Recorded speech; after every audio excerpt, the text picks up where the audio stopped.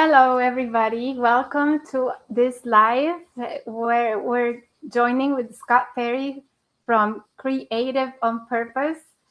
Thank you, Scott, for coming in. I'm looking forward to you introducing yourself and the ebook that you have launched, Intrepid, Dare to Make a Difference. Could you please talk more about that and yourself? Sure. Well, first, I want to thank you very much for hosting this call and for all of your support. But most importantly, I so appreciate the work that you're doing and the difference that you make. And it's always a privilege to spend some time with you, Patricia. So, for anyone that's joining that is not familiar with me, my name is Scott Perry. My publication on Substack is indeed Creative on Purpose. And I am getting ready to launch another book. I can't remember which number this is for me, 11 or something like that. But the book is called Intrepid, Dare to Make a Difference. And the fundamental question that it asks of folks that are ready to make the difference only they can make in the way that only they can make it is, are you do you care enough to commit? And it's a series of 27 questions that will help you move from aspiration about making a difference in the world, doing work that matters, building a better, making a bigger difference while you're making a better living, and move you to the kind of person that is advancing and closing the gap between where you want to be and where you are, and the difference only you can make. Well, that sounds great because I don't think anyone out there is not in that position of closing the gap between where we are and where we wish we could accomplish all these dreams that not only we want to work toward, but they want us to work toward to them as well. So I think it's a very important work. Thank you so much for sharing that with us today. And I have a few questions about it that if you could please answer for our audience. And the first one is, you say people don't have a motivation problem. They have a commitment problem. So what is the difference?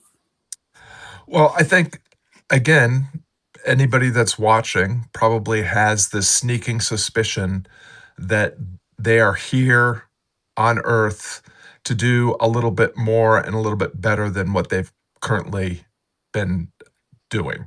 And we are kind of programmed by biology and evolution, but also it's reinforced by our conditioning and institutionalized education and occupation to wait for motivation to hit us. If you are listening to this, if you're interested in the kind of book that I've written, you don't have a motivation problem. Motivation fundamentally is just a mood. Commitment is a decision, and you will start to realize the work that you are here to do and make the difference that you know you are capable of and want to make when you simply decide to start stepping into possibility and your potential. So, another way to frame it is, sometimes we think that, oh, I'll be able to get my posture right, the way that I stand in the world and the way that I approach my life and the difference I want to make, as soon as I get my mindset right. And that's actually fundamentally the exact opposite of the way that mindset and posture work. Your posture informs your mindset, not the other way around. You will develop the mindset of a person that can become what they want to become and do what they want to do by starting to do that before you feel like you're ready. And so fundamentally, motivation follows posture, or mindset follows posture. Motivation follows commitment. Once you decide and start doing some things, you will find that you are motivated to continue to step into your potential and possibility.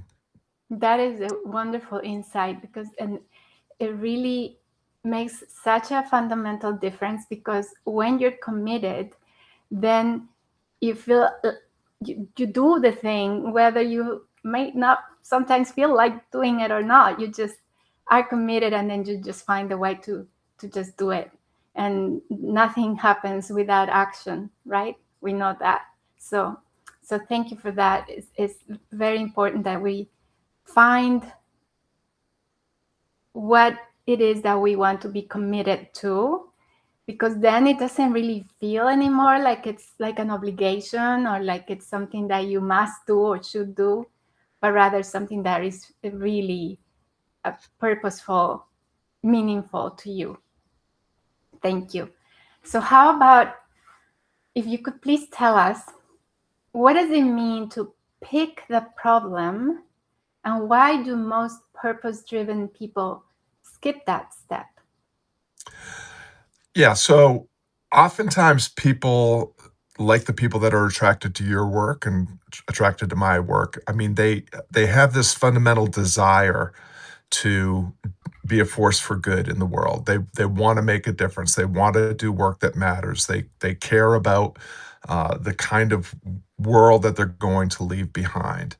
And so uh, we tend to tackle big situations that fundamentally are so far beyond our control that we really are challenged to find a place where we can get a foothold and have some influence in bringing about the kind of change that we want to break.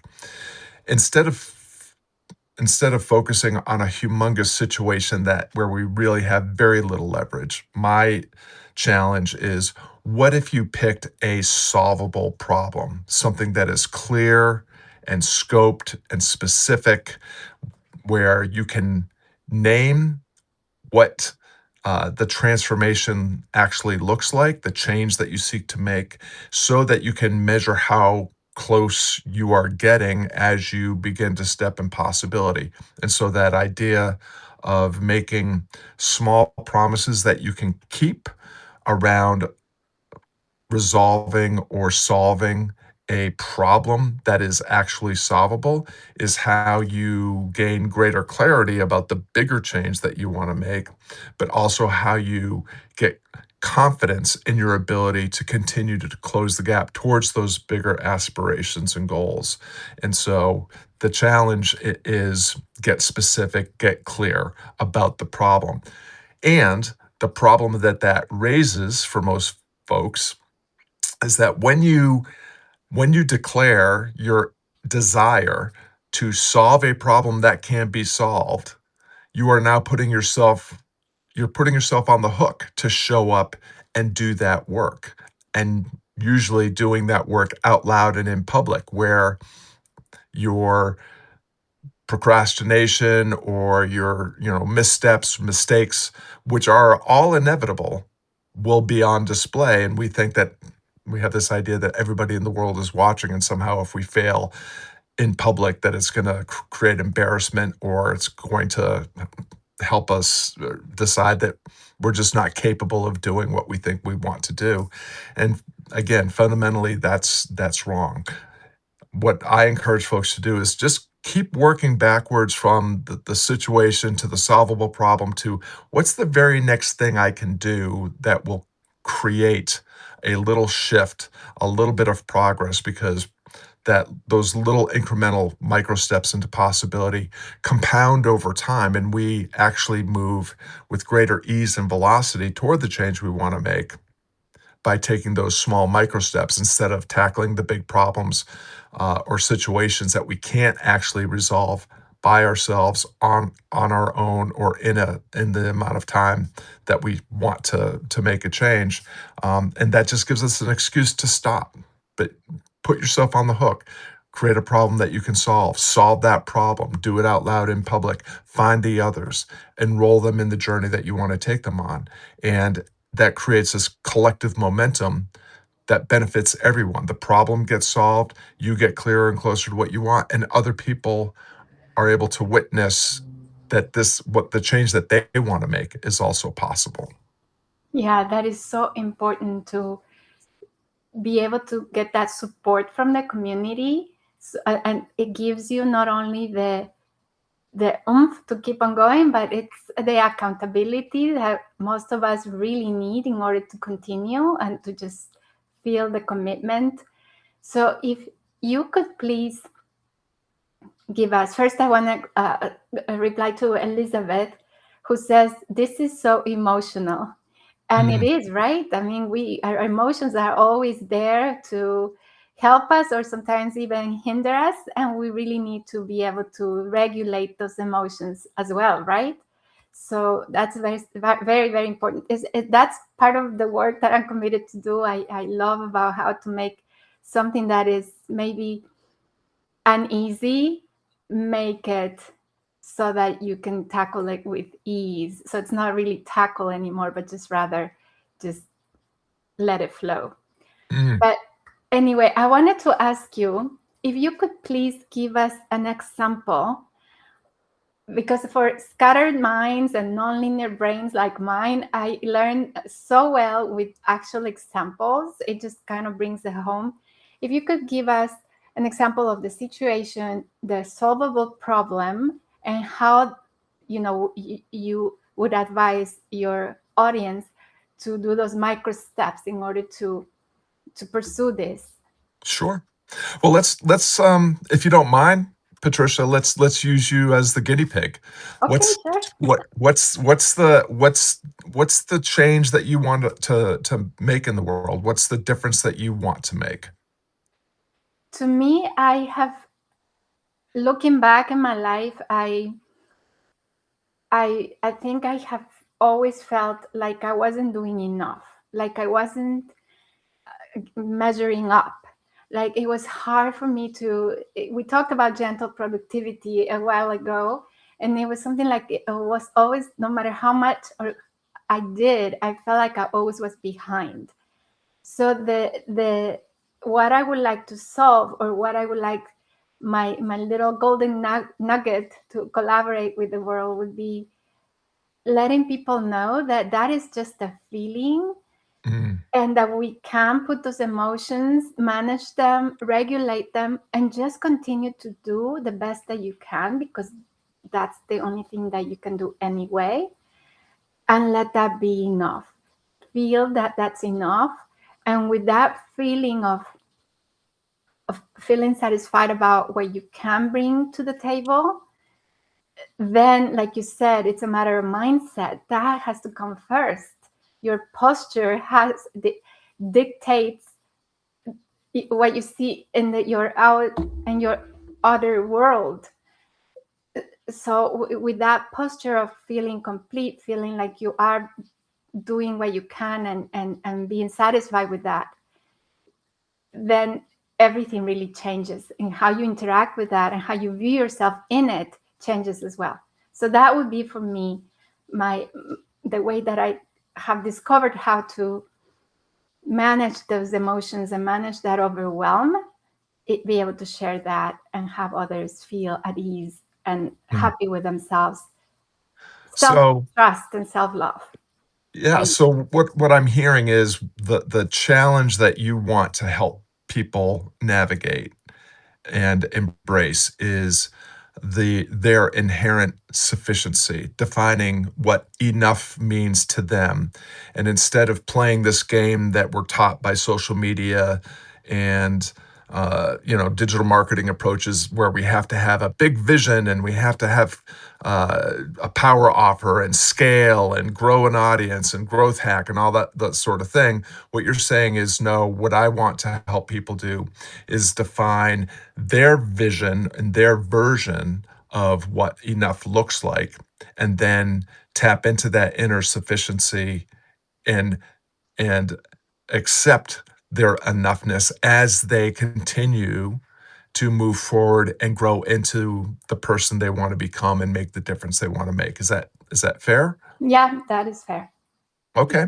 So one of the things that I'm hearing is that you're solving a problem that you've solved for yourself. And I know from our past conversations, like you had a very successful YouTube channel, basically teaching somebody else's methodology.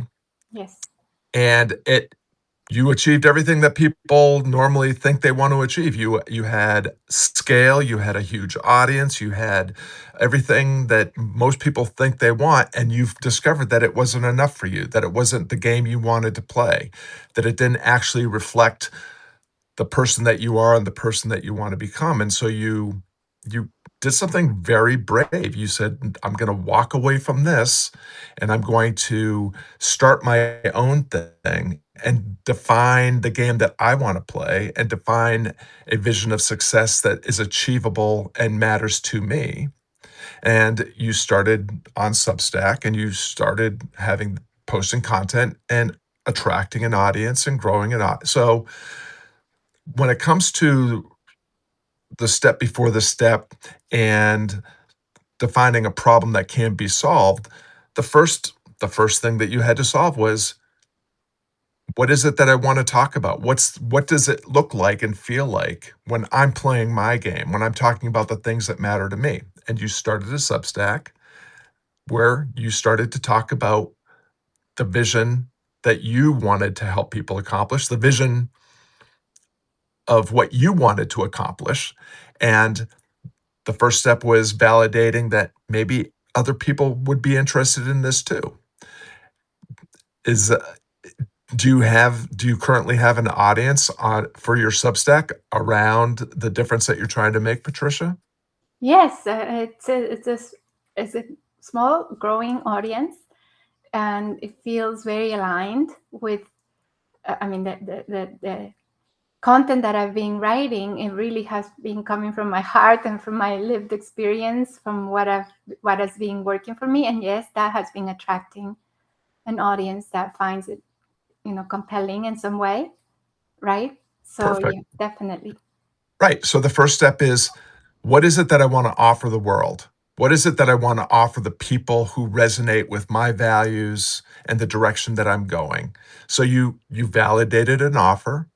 You validated the audience that there are people that want to do this. You found enough of them that are interested in going on this journey with you.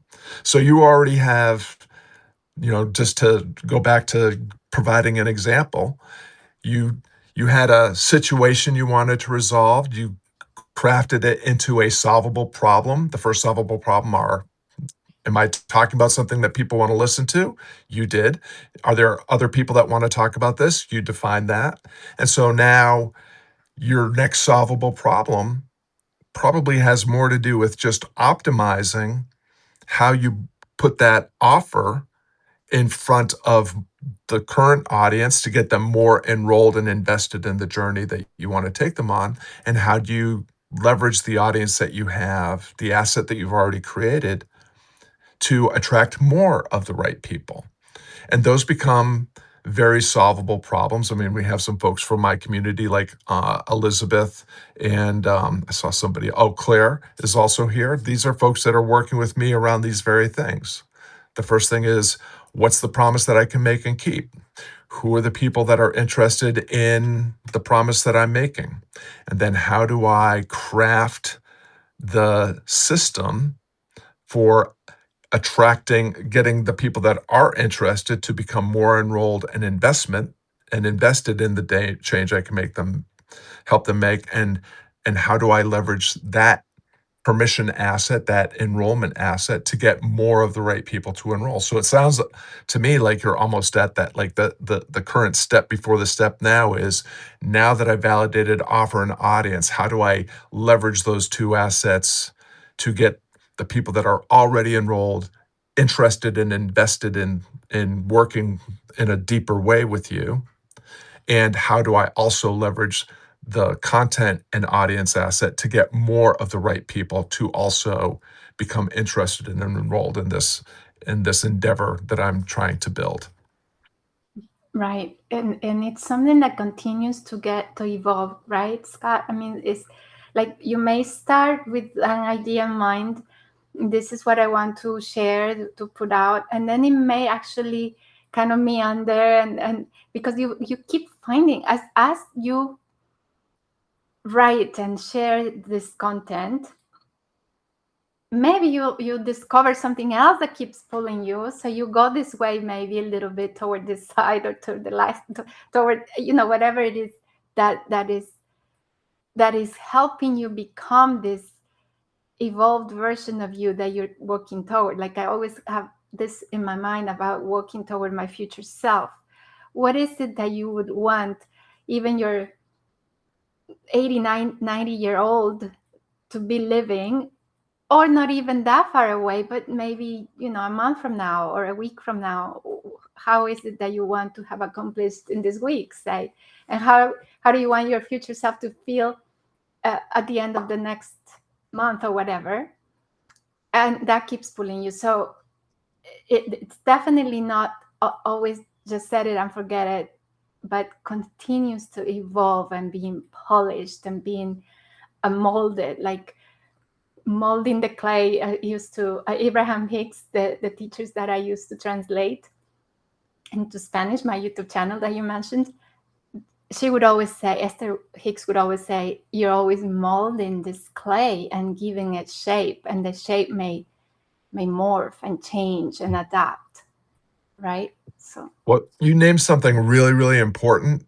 You had a great insight that I just want to highlight, which is when you set that point on the horizon that you're aiming for, and you start to take these small, committed, thoughtful, deliberate steps with intention, with integrity, continued clarity about where you're actually trying to get to just happens, right? And so it's not the way that we're often taught to pursue goals is set a goal, put it 10 years in the future, put the blinders on, and then grind and hustle your way there.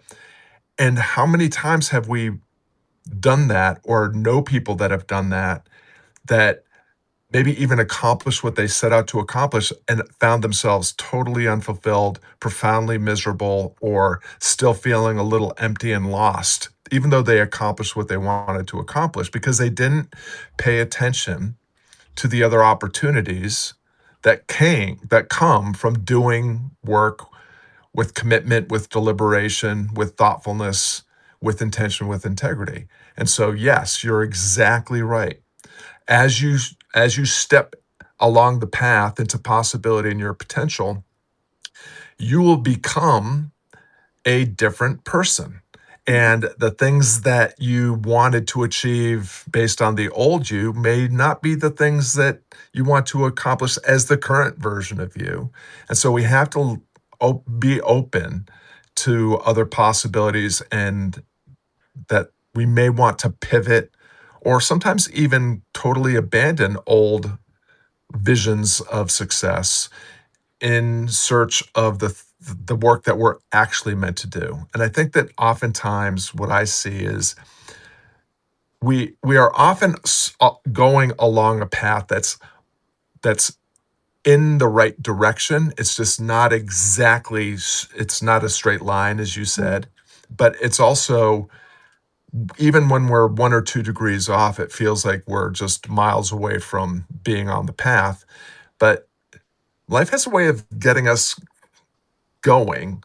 And if we pay attention to what life provides in terms of opportunities and obstacles that sometimes are opportunities in disguise, we end up mhm. course correcting as we go, and we end up somewhere really great, even if it's not exactly or at all what we intended necessarily. So we have to be open to that. Success is living a life that's worth living, doing work that matters, having a sense of fulfillment, leaving something that behind that's worth leaving behind. It's nobody cares whether or not you achieve the goal of making $1 million or having 2 homes on either coast or a Ferrari in your driveway. Life wants you to live into your potential and make the difference that you were put on this, in this world to make. Oh, I love that you said that, because it is so true. I mean, to me, success is the quality of time that I'm spending my days. Really, I mean, the more I live life, you get to this point, this realization that those little moments is really what my life's all about. And and it's the journey, not the destination, because the destination can and will change. It just it's inevitable because we're a dynamic beings. There's energy always flowing and circulating. So it has to be meaningful. It has to be purposeful in the day to day, Mm, and that may not include a Ferrari or the two homes in the both coasts, but how you are really, how much love you are mhm, really living with in your heart. That it mm, really comes down is to that, because everything stems from that, right? If you're enjoying the process, it means you're somehow loving the process. If you're enjoying the company of your family, your friends, it's because you're loving them too. I mean, it all stems from that. So thank you yeah. for saying that. It really is meaningful, and I think it is even more meaningful nowadays that we're so called by the noise. The world has become such a noisy place, and it's so easy to let that energy of not enoughness, or having to do more and having to produce more content.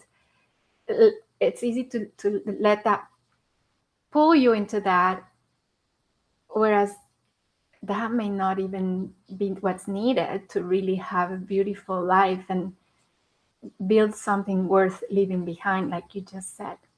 Mm, So yeah. perfect. Thank you so much, Scott. Yeah. And so now, to wrap it up, I'm going to ask you the last question.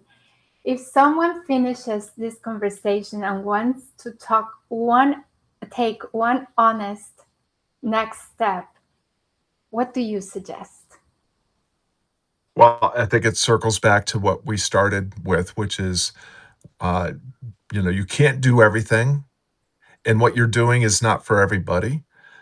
So, for those that are interested in the book has 27 questions, and you don't have to answer them in order. You should start with the one that creates the most tension or friction or challenge to you, and start where you are. Start where you are with what you have. Do what you can with and for whoever is around you.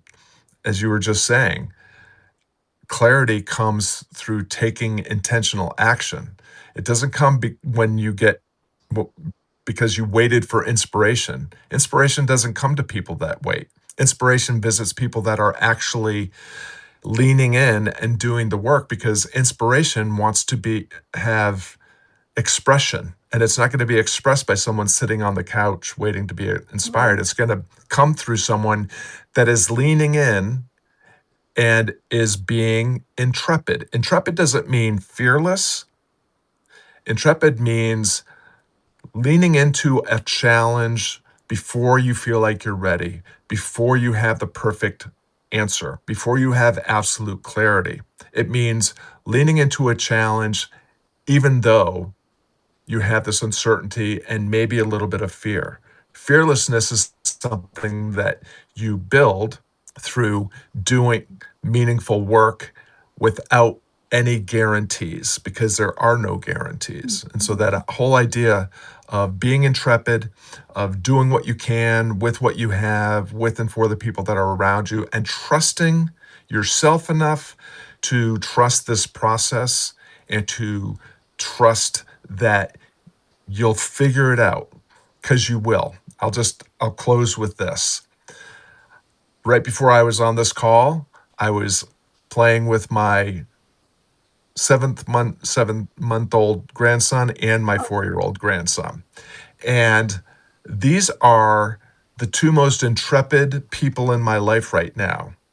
My 7-month-old grandson is not waiting for permission before he starts talking. He's not waiting for to have certainty that he's going to be able to articulate wonderful sentences. He is doing a lot of gurgling and goo-gooing and gagaing and trusting that he will figure it out as he goes. And my 4-year old is doing the same thing. He's done it with walking and talking. Now he's doing it with reading and writing. He's not waiting for permission. He's not waiting for perfection. He is doing the work. He is practicing out loud and in public every single day. And there is intrepidness in what they're doing because they are not letting fear, they don't even have any fear that's stopping them. They are trusting themselves enough to know that they can figure it out, and doing it a little wrong today only helps them do it a little bit better tomorrow. And that's the actual promise that's available to anybody that's listening to this.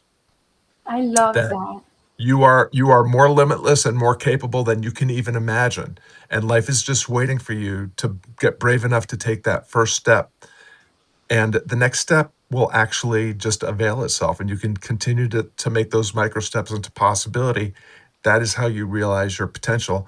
That is how you make and keep promises that help you deliver the bigger promise that you're actually on earth to make. I love that so much. I love that you gave us the examples of your grandchildren. I think children are phenomenal teachers. We should really heed the advice or the insights that come from them. I wish I had more opportunities to be around children more these days, but it is so true. They are not waiting for permission. They're just doing, and they're so transparent, and they're so present in the moment with what's happening. There's nothing else but just this moment and making absolutely the best out of it. So that's wonderful. Congratulations, and thank you for sharing those examples with us.